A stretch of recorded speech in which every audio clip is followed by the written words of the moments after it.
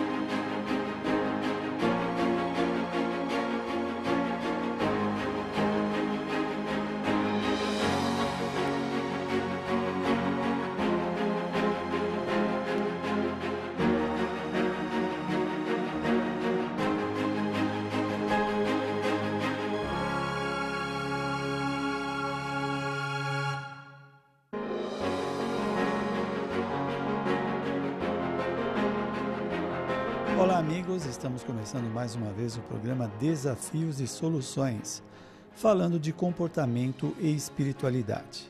Hoje eu vou trabalhar, aliás os próximos programas até terminar o livro, este belo livro do Divaldo Pereira Franco, de Joana de Ângeles, é o último livro, Luz nas Trevas.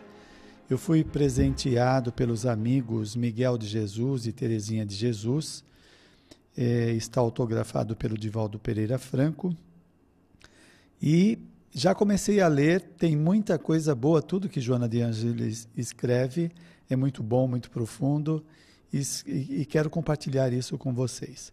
Hoje nós vamos falar do tema uso da palavra. Como estamos usando a palavra? Para a visão materialista, a palavra é apenas algo que acontece dentro de nós, vindo do nosso cérebro, e o nosso cérebro funciona por conta das reações químicas, e para nós espíritas, não, a mente é um instrumento do espírito imortal, eterno, que quando fala, emite informações, o pensamento que vai gerar as palavras, saem carregados de um magnetismo daquilo que estamos pensando ou sentindo. Você imagina que num livro de André Luiz, ele fala de um pai que se sente ofendido por um filho, e esse pai pragueja o filho, dizendo que quer que a mão dele fique ressequida, e a mão do filho começa a ficar ressequida por conta da culpa que o filho carrega, né? Ele aceita a sugestão mental do pai. Isso só para mostrar a força das nossas palavras. Quantas vezes uma pessoa está sofrendo, angustiada, e uma palavra arranca ela daquele estado perturbador. E também, diferente disso, quando uma palavra mal colocada ou uma palavra perturbadora atormenta o indivíduo de modo a ele perder o sentido da vida. E com o Espiritismo nós também aprendemos que estamos em cursos na lei de causa e efeito. A partir do momento que nós temos consciência e responsabilidade, a lei de ação e reação vige em nossas vidas e somos responsáveis por aquilo que emitimos, de ideias que são expressas através da escrita, da fala, dos gestos, tudo isso gerando consequências ao nosso entorno. Então, vamos acompanhar a benfeitora espiritual que vai fazer colocações de Jesus, que o verbo dele até hoje está acordando consciências para a realidade.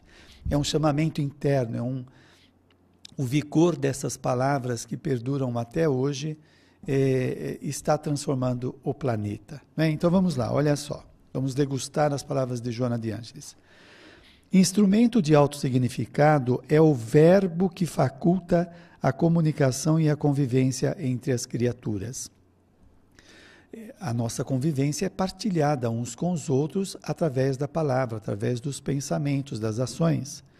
Jesus, o excelso mestre, abrindo a boca, enunciou as mais belas palavras jamais ouvidas na terra. Até hoje, tem a força de transformar pessoas, de fazer refletir sobre a importância da vida. Tomou de um grão de mostarda insignificante e transformou-o num poema de singeleza, num hino de referência à fé. Um grão de mostarda, representando, né, o indivíduo que está em desenvolvimento. Carregamos o germe divino dentro de nós, a perfectibilidade que vai se desdobrando. Num entardecer inesquecível, num monte bordado de sol poente, compôs o mais harmonioso poema à bem-aventurança, alterando a estrutura do pensamento sociopsicológico e comportamental da humanidade.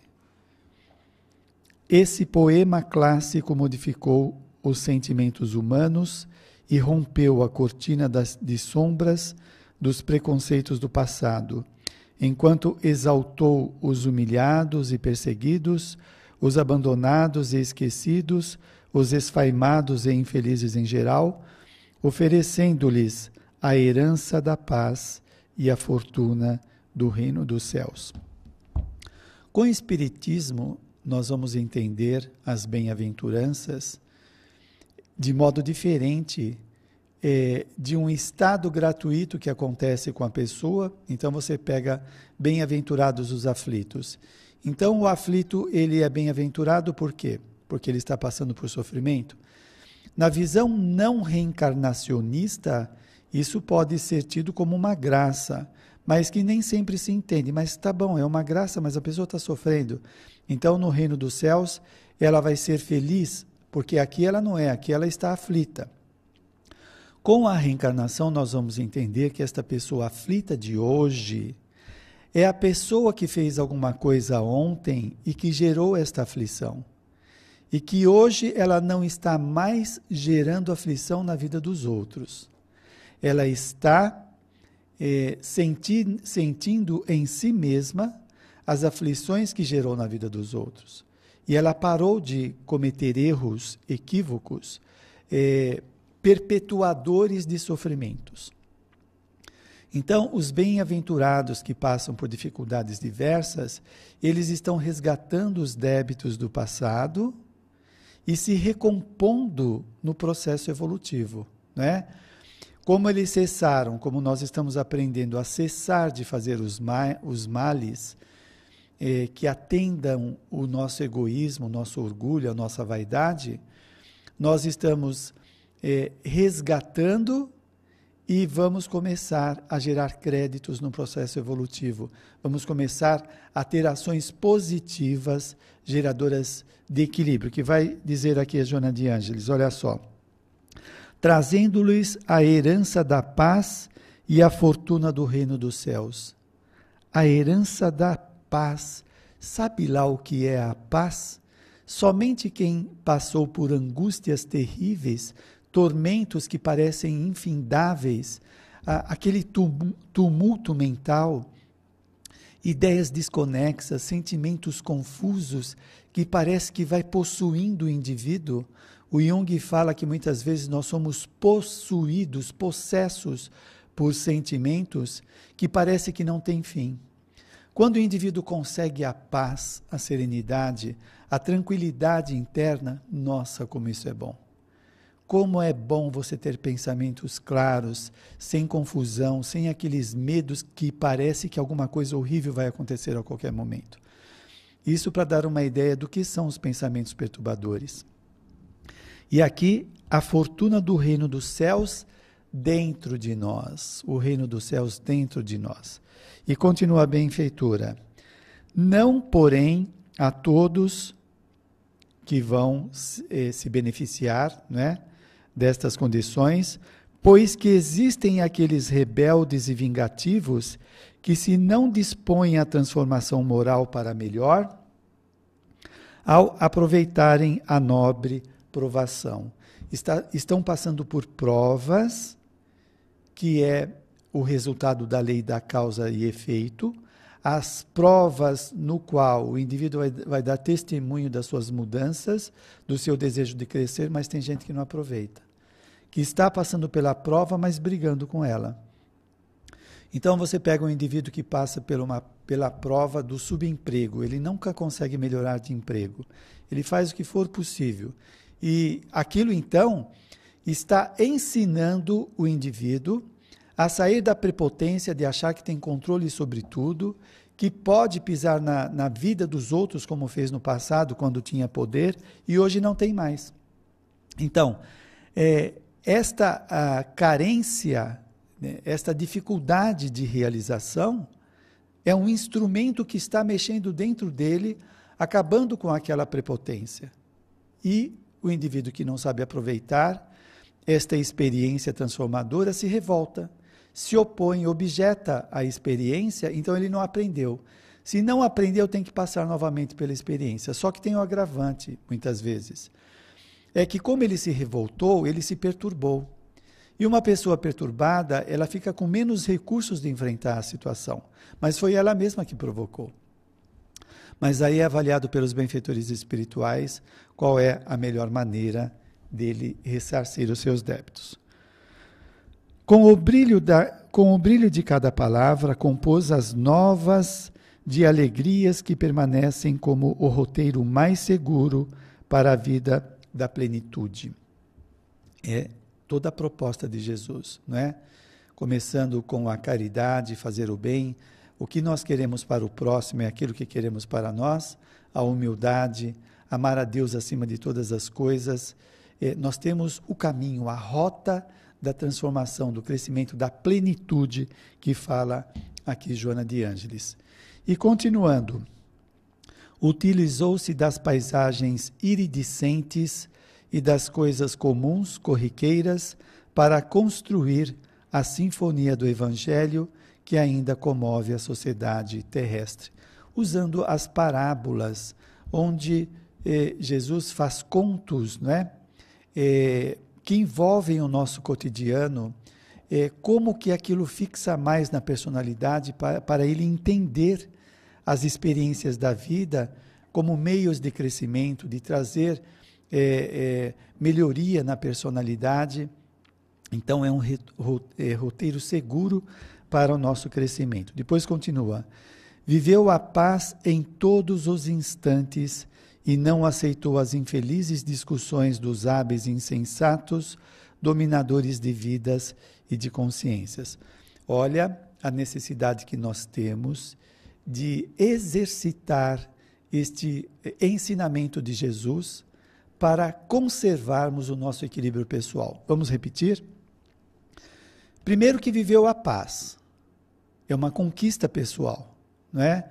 E ele não viveu tormentos, provocações, disputas, coisas que geram no indivíduo uma inquietação constante, uma inquietação que dificulta ter lucidez e discernir com acerto. Então, olha só.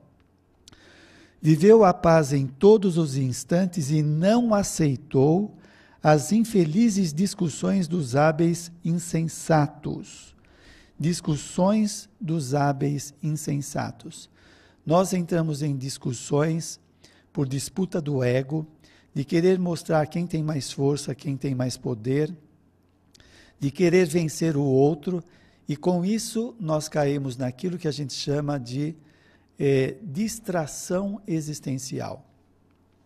Essa distração faz com que o indivíduo fique detido nessas discussões do ego, disputando com o outro. Enquanto isso, o indivíduo deixa de produzir coisas mais significativas na sua vida. De construir uma vida melhor, tanto em termos psicológicos, de equilíbrio pessoal, de autodomínio, autoconfiança, autoestima, sociabilidade, afetividade, etc. Tudo isso vai fortalecendo a personalidade. E ao contrário disso, nós vamos disputando quem tem a língua mais afiada, quem pisa mais no outro, né? Quem tem um vocabulário mais pobre, nessas brigas desnecessárias que não agregam nada. Eu lembro de uma situação que André Luiz passou no livro Obreiros da Vida Eterna, onde malfeitores estão tentando atacar uma casa espiritual, a casa transitória, e André Luiz é novato na situação, e um dos espíritos atacantes, ele está falando uma série de coisas, de ataques mentais, falando, xingando, e André Luiz se dispõe a querer discutir com o espírito. E o benfeitor fala: André, cessa, não discuta com ele é técnico em ironia. Olha só, gente, o espírito, ele estudou técnicas de ironia. Ironia que desconcerta o seu opositor e que faz o indivíduo se perder nas próprias ideias e emoções, entrando em discussões desnecessárias. Né? Aí que está. Muitas pessoas ficam o tempo todo com essas brigas inglórias que não constroem nada, ao contrário, vai gerando irritabilidade, descontrole emocional, ideias fixas do mal, duelos mentais, né, que a gente sabe que isso acontece bastante, está lá no Evangelho segundo o Espiritismo, o capítulo falando sobre duelo. Hoje nós vemos isso como um duelo mental. Portanto, cuidado, que a gente pode perder a nossa existência com essas disputas. Outra situação interessante no livro Missionários da Luz, quando André Luiz, junto com o benfeitor, vão socorrer uma pessoa, buscar ele para participar de um curso sobre mediunidade na vida espiritual, ministrado pelo benfeitor Alexandre, e quando chega na casa do médium, tem 3 prostitutas lá, já falei isso aqui. E em determinado momento, André Luiz se dispõe a discutir com uma delas, e o benfeitor falou: André, cuidado, 1 minuto de discussão com ela, você pode perder 1 século. Então, são as palavras torpes, os pensamentos doentios, as discussões estéreis que fazem a gente perder tempo, gerando uma série de males, né? Dor de cabeça, abrição de boca, dor no corpo, energias perturbadoras, que são as energias que esses espíritos estão emanando. Então, temos que tomar muito cuidado. Vamos lá. Então, viveu em paz em todos os instantes e não aceitou as infelizes discussões dos hábeis insensatos, dominadores de vidas e de consciências. Nós temos que estar no controle da nossa existência. Cuidado, porque a gente pode deixar o outro manipular a nossa vida, controlar, dizendo para nós o que temos que fazer, o que não fazer. Quantas vezes você quer ir no centro espírita fazer um curso, trabalhar no passe, e alguém tenta dissuadi-lo, dizendo que você vai perder tempo, que você está virando um fanático, e aí você fica em casa, de mau humor, vendo coisas que não está agregando nada. Se você vai no centro, você se enriquece de ideias novas, de trabalho edificante, volta para a sua casa, traz energias boas, dissolvendo todas aquelas perturbações da psicosfera da sua casa. Cuidado, veja se alguém está cuidando da sua vida. Nós temos que seguir as diretrizes divinas, e não as ideias dos outros. Aceitamos as boas ideias, sejam bem-vindas, mas os outros quererem manipular a nossa vida, dizer o que é bom ou não, cuidado, porque a sua vida é muito importante. É muito importante. Você planejou para reencarnar, para enfrentar as situações que você está passando, para crescer, para superar os tormentos que nós formamos no passado, que geram perturbações na personalidade atual. Então, aproveita bem a sua existência para você crescer, para melhorar, e não entrar na conversa dos outros. Eu acho que nós estamos no tempo do intervalo. Deixa eu ver aqui. Intervalo. Vamos ao intervalo, já voltamos.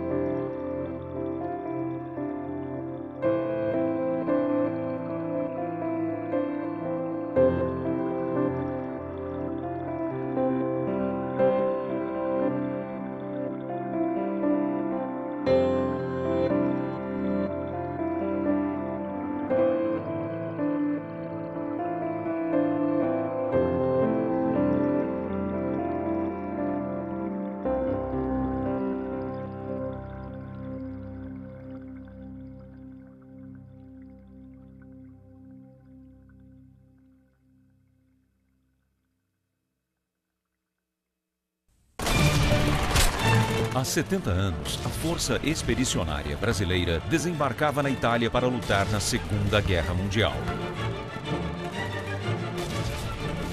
Em um cenário de batalhas, soldados corajosos enfrentam os horrores da guerra, amparados por espíritos de luz. O reencontro de heróis, lutando para vencer. Conheça nas entrelinhas deste romance a verdadeira história por trás da guerra.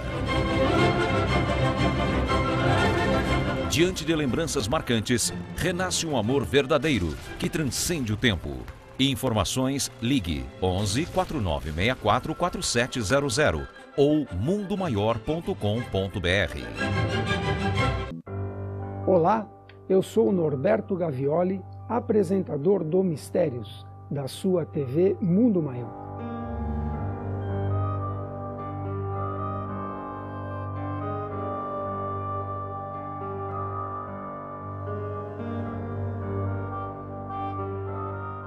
Você, acostumado a me ver debatendo com especialistas céticos, nesta nova temporada, quem vai me desafiar é você, telespectador. No primeiro Mistérios dessa temporada, vamos falar de um caso extraordinário de reencarnação.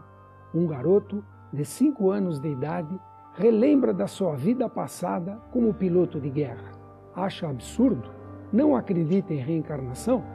Mande sua pergunta. Eu vou provar para você que não existe mistério para o Espiritismo.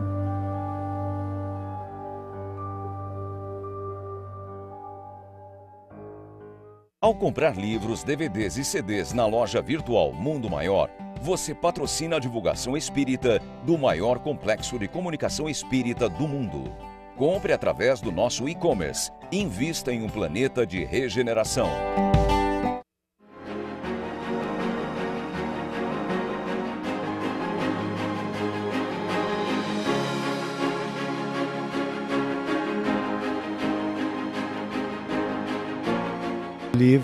O livro mais novo de Joana de Ângeles, que é um lançamento, Luz nas Trevas. Está aqui, psicografado por Divaldo Pereira Franco, é o primeiro capítulo que estamos estudando. Tem tanta coisa para extrair que não dá, né? O tempo é curto, então estou fazendo um apanhado aqui, olha só.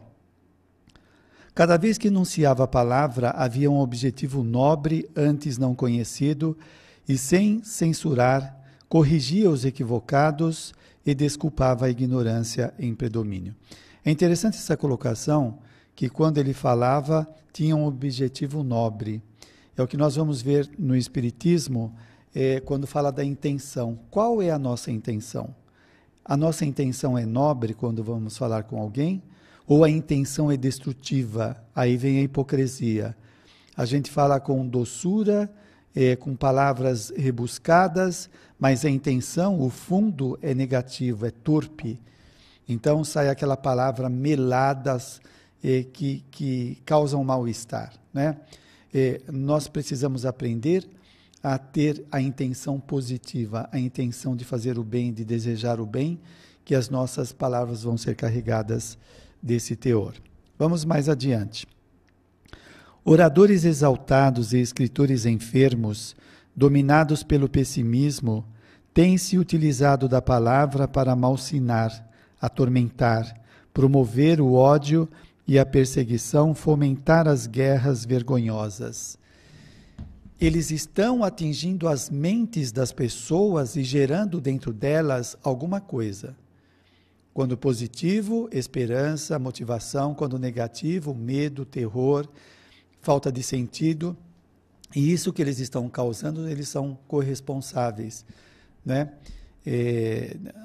O indivíduo, ele não tem o direito de entrar na cabeça dos outros e atormentar o seu receptor. Alguns são responsáveis por crimes hediondos como consequência da mensagem belicosa e agressiva. Quando você pega uma pessoa usando as redes sociais para gerar tormento nos outros, ela é responsável dentro da lei de causa e efeito. Ela pensa que não acontece nada, ninguém está vendo, né? E está se preocupando muito com as palavras dela, mas depois ela vai ver as consequências do que ela escreveu ou falou na cabeça dos seus receptores e ela vai ver a responsabilidade que tem em cima da situação. Por que é responsável? Porque ela está causando tormento na vida do outro. E ela tem que aprender a não entrar na vida dos outros para fazer o mal. É por isso que isso repercute nela mesma, em forma de tormentos. Eu lembro de um caso de André Luiz, de um escritor que escrevia determinados artigos em jornais e fez a cabeça de uma série de jovens. E quando ele desencarnou, o escritor, estes jovens vieram atrás deles, alguns já haviam desencarnado, e vinham atrás dele pedir satisfação daquilo que ele escrevia, das coisas que ele induzia, e esse escritor estava quase louco, porque ele não sabia lidar com os pensamentos que ele provocou. Os personagens que ele escrevia começaram a tomar formas, e aí ele entrou na loucura, né? Só para ter uma ideia, quando as pessoas usam mal a escrita. Vamos lá adiante. Outros dizimavam vítimas incontáveis com as suas inflamadas dissertações. Diversos deixaram uma herança maldita de preconceitos e horrores, exteriorizando os conflitos que os martirizavam, feridos pela inveja da pureza, da ingenuidade e dos valores éticos. Você pega uma pessoa aí que ele lança uma ideologia, uma ideia que alienam pessoas ou milhares de pessoas. Você veja a extensão da maldade dele, como que está, né? E ele depois ele vai ter que ajudar a trabalhar, a resolver os problemas que ele está causando na cabeça dos outros. Celebrizaram-se no mundo que detestavam, enquanto se locupletavam com o lucro das suas assertivas venenosas e amargas. Essa é uma coisa delicada, né? Quando eu estou escrevendo, eu fico pensando, qual é a minha intenção? Porque muitas vezes o indivíduo ele escreve com a intenção somente de lucrar, às vezes usando palavras, ideias falsas, né? De que o indivíduo vai conseguir uma situação favorável no seu crescimento pessoal, psicológico, e nem sempre é assim. Tem alguns cursos aí que oferecem um equilíbrio para a pessoa que não é bem assim, né? Não é você estalando o dedo. A gente constrói o equilíbrio, não é uma coisa que você muda de pensamento como desliga um botão. Não é assim. E as fixações mentais? E os hábitos mentais? Não quero dizer com isso que tem que demorar a vida toda, mas existe um investimento de crescimento para que isso aconteça. Arrependidos após... Olha só, agora a gente vai prestar atenção nas consequências dessas pessoas que usaram a comunicação para os interesses pessoais. Olha só. Arrependidos após o despertar no além-túmulo, rogam em padecimentos quase insuportáveis. Padecimentos insuportáveis por conta do que escreveram e geraram tormentos na cabeça dos outros. O mergulho nos tecidos da miséria orgânica ou social, eles pedem isso para reencarnar, né? O mergulho nos tecidos da miséria orgânica ou social, econômica, na nudez ou surdez, mudez, para não poder falar mais, porque usaram mal a palavra. Ou surdez, a fim de resgatarem os crimes impossibilitados de pensar no presídio carnal em que se encontram. Presídio carnal. Tem o caso que eu sempre conto no livro Ação e Reação do Sabino. Este homem, há 1000 anos onde ele reencarnava, ele era motivo de desordem social. Até que ele reencarnou cego, surdo e paralítico num corpo-prisão para ser contido nos seus impulsos destrutivos. Está aqui, olha, as consequências das pessoas que usam a escrita ou a fala para gerar tormentos. A palavra é neutra na sua estrutura linguística. O uso que dela se faz dá-lhe sentido libertador e feliz ou torna-a ácido destrutivo que arde no íntimo daquele que a expressa. O lance também, gente, é o seguinte: nós não sabemos como está o nosso receptor. O indivíduo pode estar depressivo, desesperado, com falta de perspectiva. A pessoa pode estar tão fragilizada que uma palavra, mesmo que não seja um absurdo que você fala, pode desmontar ela. Nós aprendemos com o Espiritismo que nós temos a nossa responsabilidade social, que a lei de ação e reação, de causa e efeito, vige em nossas vidas. Quando nós temos uma ação promotora de sofrimento, há uma reação, uma consequência que reverbera no próprio indivíduo. Então, a pessoa está mal, está passando por uma crise, você vai lá, fala uma coisa que desmonta ela, e ela não tem alicerce para suportar aquilo, às vezes ela está precisando de uma ajuda. Por isso que eu falo que no centro espírita, às vezes aquela pessoa que recepciona os frequentadores lá na porta parece um trabalho simples, mas pode ser um trabalho de alto significado. Porque quando a pessoa está chegando no centro desesperada e você acolhe com um sorriso, com o desejo do bem, aquilo faz ela ter segurança, faz ter perspectiva, faz ela ter esperança de que boas coisas vão acontecer, né?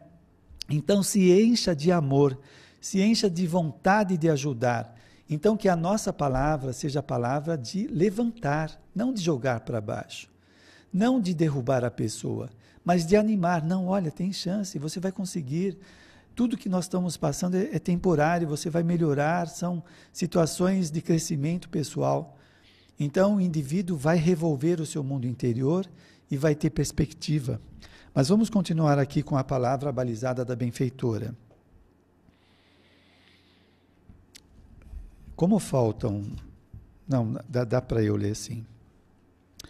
Reflexiona em torno dos conceitos que emites, evitando que as paixões inferiores ocupem o espaço verbal, denegrindo ou levando suspeitas em relação aos outros ou a qualquer tema.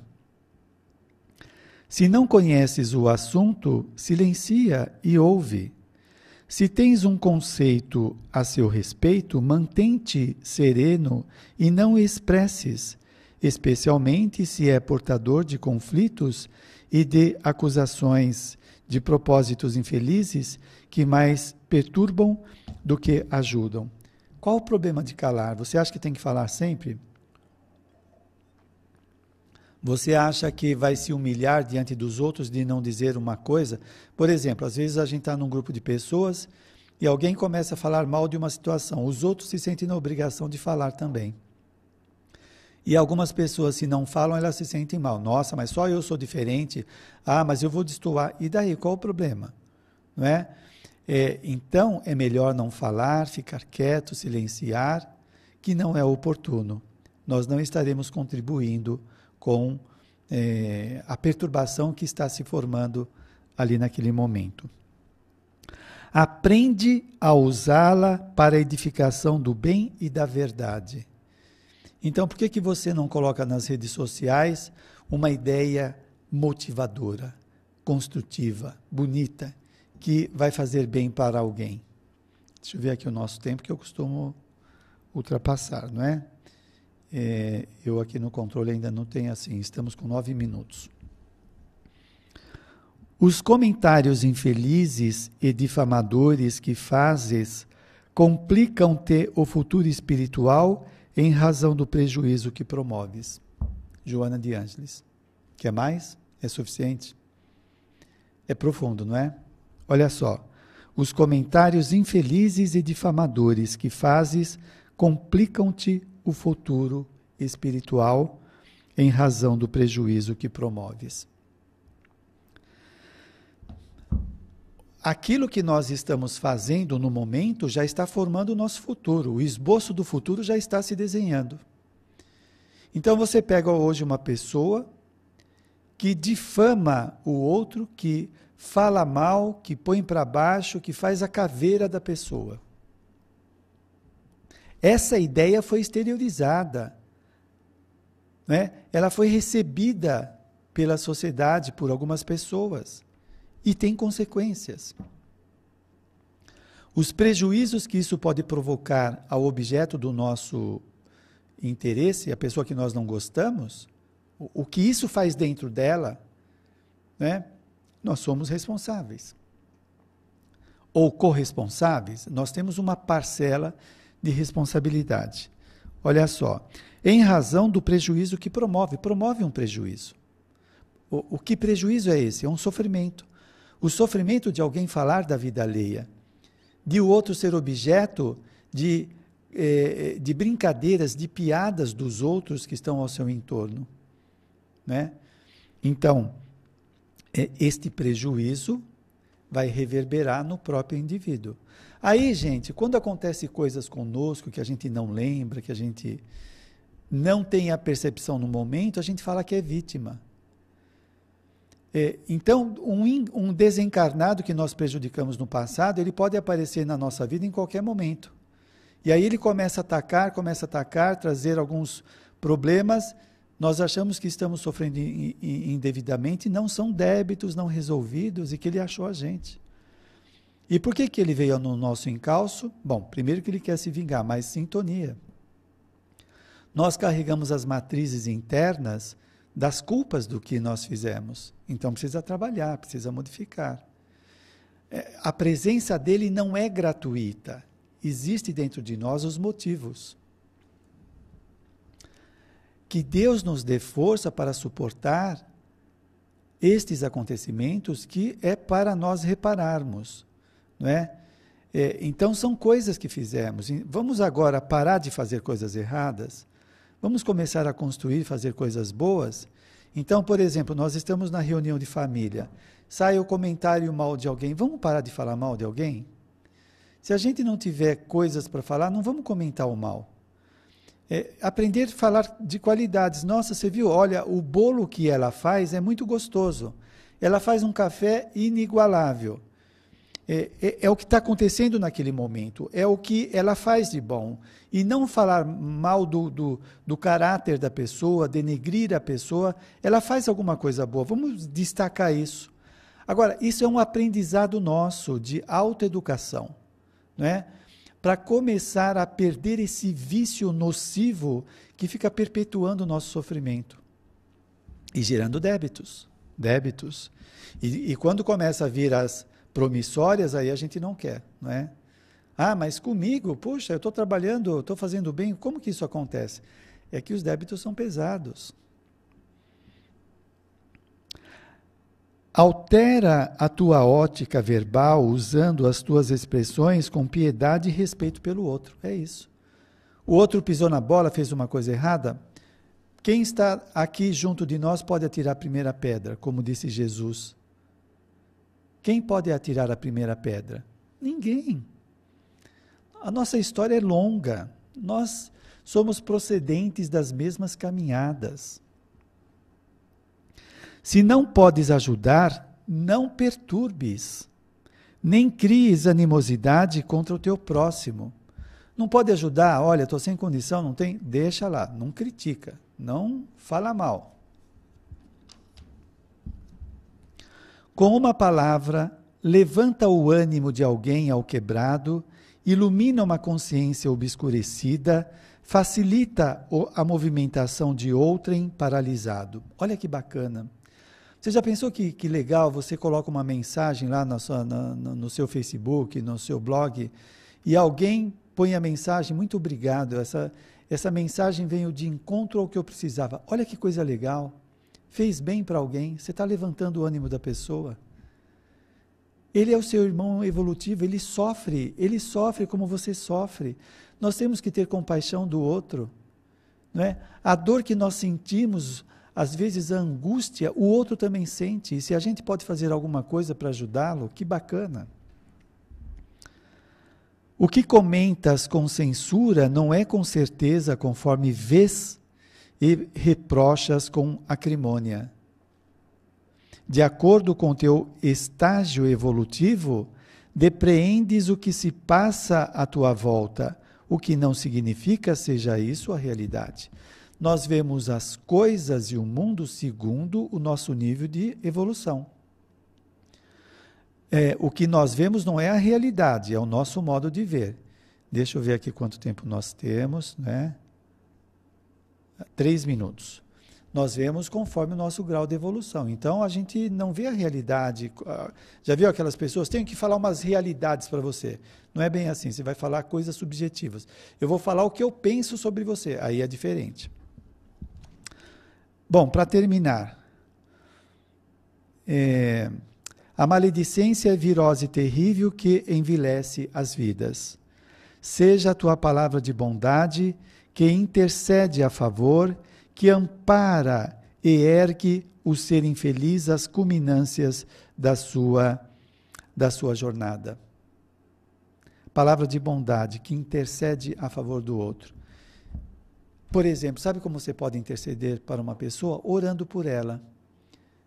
Então você pega aquela pessoa aflita do seu trabalho e você fala, meu Deus, peço a sua bondade para iluminar fulano do meu trabalho que está passando por uma aflição ou que está muito irritado e brigando com todo mundo. Peço a sua bondade para que ele tenha calma, seja assistido pelos benfeitores. São palavras boas ajudando outrem, não é? É assim que a gente vai modificando aquele discurso negativo, pessimista,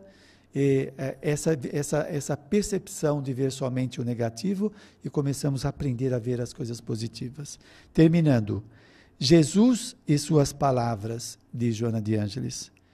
Medita nos seus ditos e feitos, imunizando-te contra o mal que ainda se demora em ti, transformando-o em compaixão e solidariedade. Ninguém na terra é incorruptível. Somente Ele o conseguiu, Ele, Jesus.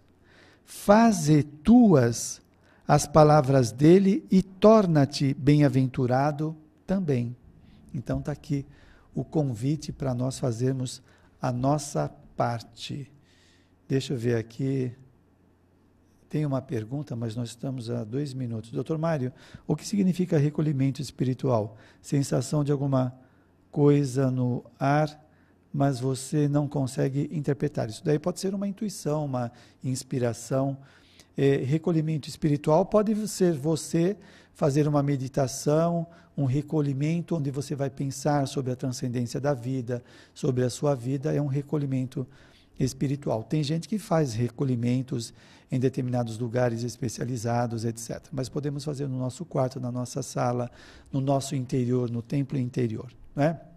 Bom, gente, muito obrigado a todos, tenham uma boa semana. O belíssimo livro que estamos estudando agora se chama Luz nas Trevas, que é o último livro da Joana de Ângeles, psicografado pelo nosso querido Divaldo Pereira Franco, que fez 91 anos em trabalho ativo na causa do bem de Jesus, do Espiritismo. Muito obrigado, Divaldo. Obrigado, Joana de Ângeles. Um abraço a todos e tenham uma boníssima semana.